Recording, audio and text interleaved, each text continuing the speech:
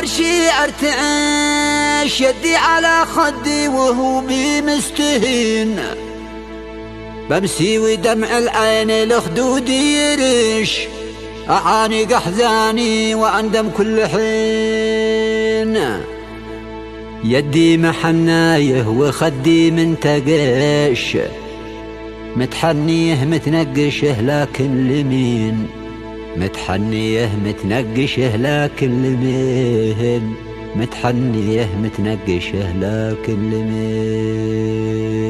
كتب كلماتها الشاعر عبد الله عوض عبد الإله الجوملي اليافعي أبو كنوز من أهالي قرية بيهنة منطقة يافع، وتعبر عما فيها أداء الشاعر أبو عزة إبراهيم.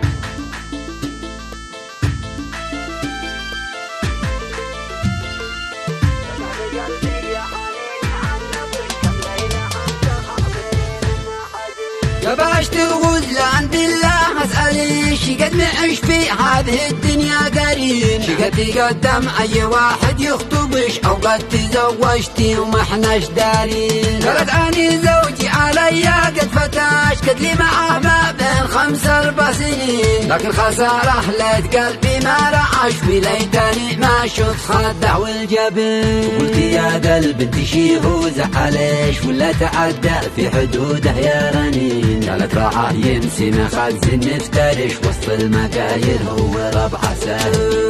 ما فكر انت بنت تبغى تنتعش تبغى تحس انه وهي متزوجين. يا قهر قلبي يا حنيني عن نقش كم ليله همسه خاطري منها حزن.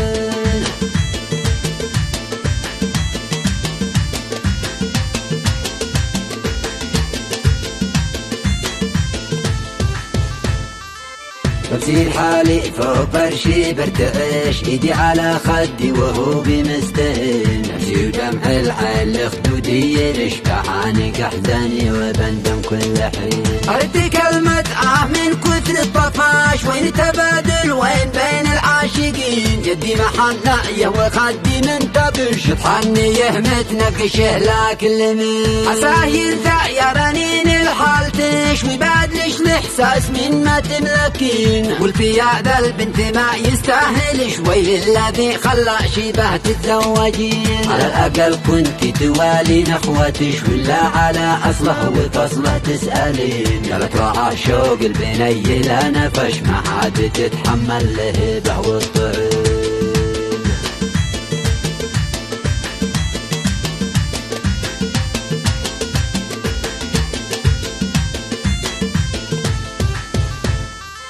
قلت قلبي العلم اشترى عقلي ارتباش بالله انا سالش لا عاد تتكلمين. اختار قلبي من ملامح نظرتش وفاري دمي بنصحش لا تقربين. قالت لي انت اللي لعقلي قد ربش وصورتك بالعين ترمش كل حين. ما ظلام الليل يكسوه الغبش متخيل اني وانتبه متقابلين. قلت ايش قصدش ايش ماشي بفهمش يا ليت اعرف بس وش دي تقصدين. وش دي على بالي شراء وتخاطرش وويش دي خلى شي تتخيلين. قالت انا الشهد الذي ما فيه غش وعدني عذره وبحلف لك يمين. وقلت مش معقول ما بصدقش من ذاك ما يغريه ذا الجسم الحسين. عاش اليوم اللي عاش.